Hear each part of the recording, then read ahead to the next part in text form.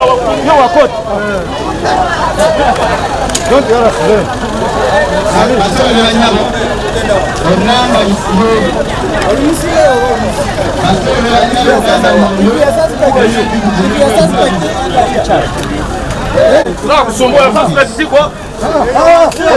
Yingira nani chini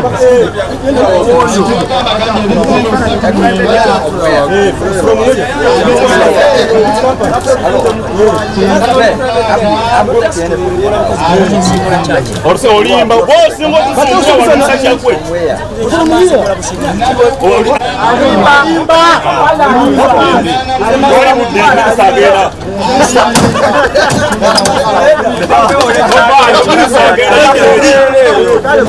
tulinde kusoma sawa ya wewe bisai bitoli bande batumese Apana dunia sikia Kende tu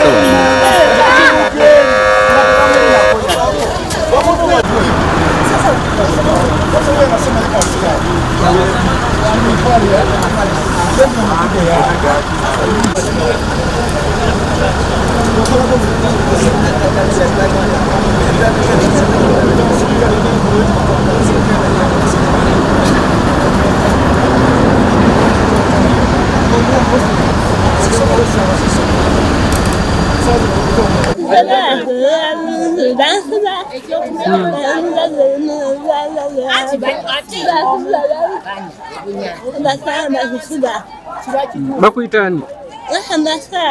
bakujja kodi wano kutekawo kanisa so olina kusaba kimulanga kigolina yagala kuyambibwa otya bani abalitwala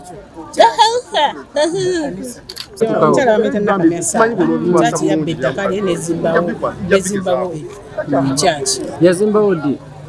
myaka giringa 3 mwagezako okukubira ku mulanga gezezako emirundi mingi buli wamu nga batukwata batusiba mu makomera polisi y'emukono minisita kyalagidde mukyogerako ki minisita kyalagidde nze sikiwakanya namwe era kisanyukidde nnyo gwe bakuyitani nze bamputa Kizito Robin tweyanze batuyambye ekyalo tijjatereera mubadde mufaaki tubadde tufaaki kugwa ttaka kyakinzibi ite gyaleeta buli ssaawa kati batunuulira obalabe nze sirina bwogerezi ku bibanja bya buli ssaawa mbeera mu kkomera lwaki olugira waayo ssente ku poliisi ffe ku poliisi ne tutuuka nga poliisi etukwata bukwasi tuyingira ku bibanja batukwata bukwasi abo bennyini bakuyitani nze Ssaalongo Sserwanga Lwanga ani mwennyini ali emabega g'okolera Mugerwa ne Nakalembe Mwanyina ne Reverend Kitolojasi oyo be batujje ku bibanja byaffe be babitwala ekikyo kitandikira wano eka namba okukkirira pake kyendowoozeeza okukola kituufu ne mubuuza bano olusi be batta abantu because abantu they are less trained tuyinza okuba nga tufunye wano ne mukola wano akavuyo mwagala kutwala ttaka bano ne bakuba amasasi kati ye poliisi ekimanyi nti bano abantu bali wano polisi yasooka kati katubazeeyo batubuze lwaki tubajjeeyo tujja kubanyonyola lwaki tubajjeeyo ensonga zigonjoolwa bano tubazaayo ku ofisi yaabwe because tetwagala tuve wano nga tuleseewo ab'emmundu batte abantu tutera nnyo okuva mu bifo bwe tuvaamu ne bakyankalaga abantu batte abantu nga twakava wano kati tubazaayo ku ofisi yaabwe bo bayite mu poliisi babakomyewo mu mateeka amatuufu lwakuba tetumanyi lwaki ekizimbe kyo nga ne poliisi weeri kati katubazeeyo poliisi yo ebuuze lwaki tubatutte because eno kanisa y'abantu nze sirabanga ka kanisa gye bakuuma mwali mulabye kanisa gye bakuuma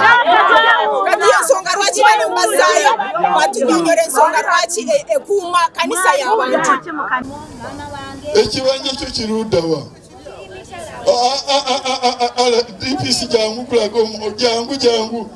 madamu Fiona muje ono atwale ekibanja kye. Ndi wano okubanga omujulizi mukama wange bw'aba atambula bwantegeezaako nga ndi mu ggwanga oba nga siri bize ntambula naye olw'okwagala okufuna amawulire amatuufu lwakuba waliwo amawulire agagenda mu ofisi y'omukulu oluusi nga si matuufu.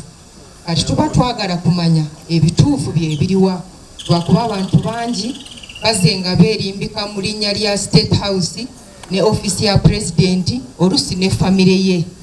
nga bagamba be babatumye kujja kubba ttaka oba kufuna ttaka kimu ku ebyo.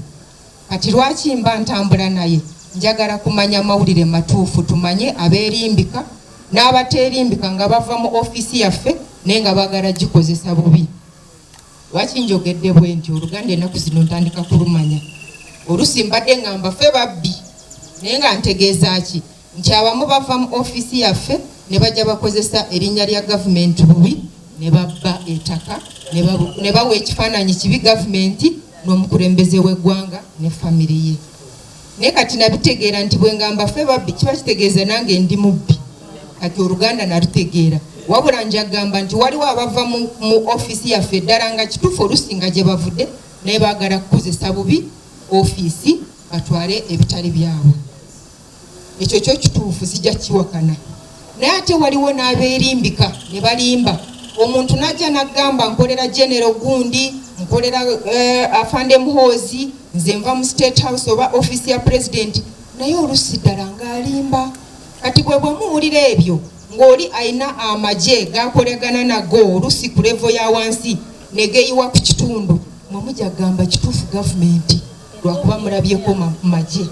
Naye njagala kubagamba bantu mmwe mikwano gyange nti abantu abagenze bakozesa linnya lya gavumenti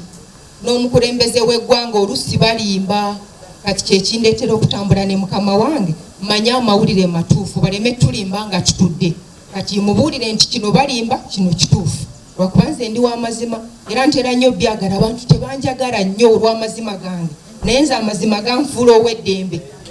because sirya kitali kyange ate siri mulya z'amaanyi si bwe babiyita. Ekyo kyendwanirira naye abantu b'ensi abasinga obungi tebakyagala. Kati osanga nga toyina mukwano gwo naye nze tekinkwatako nze manyi nyina mukwano gwange waggulu eyo lwakuba ne Pulezidenti eyampa omulimu oluusi muntu nga nze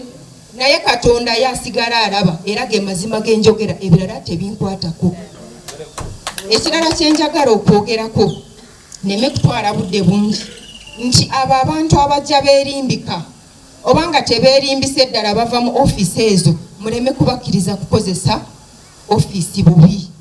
Waliwo omusobola okutuuka ne mwogera ku mazima ne babawulira. Muleme kugenda nga gavumenti yonna mugisiiza ekifaananyi kibi lwakuba nze gye ntambula ebintu binnuma nnyo ng'owulira gavumenti nfu naye nga gy'okolera omanyi omuntu ali ku kituufu naye bye bamwogerako bifu.